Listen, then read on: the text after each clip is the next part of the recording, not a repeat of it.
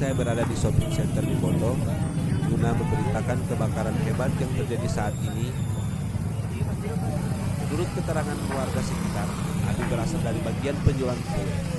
Sampai berita ini disiarkan, api semakin membesar dan telah menjalar ke semua bagian shopping center di Bondo. Saat ini, pemadam kebakaran telah menurunkan semua armadanya dan dibantu oleh pasukan Brimob Gorontalo dan mobil kebakaran Bandara Jaloluddin dan juga pemadam kebakaran dari Provinsi Gorontalo. Ini warga sekitar shopping center juga berusaha membantu untuk memadamkan api dan warga berharap api tidak menjalar ke pemukiman warga sekitar. Kerugian para pedagang ini diperkirakan mencapai miliaran rupiah. Hingga berita ini diturunkan, api belum juga padam. Demikian berita yang disampaikan saya, Ide Krips, melaporkan dari shopping center di Bondo. Sampai bawah api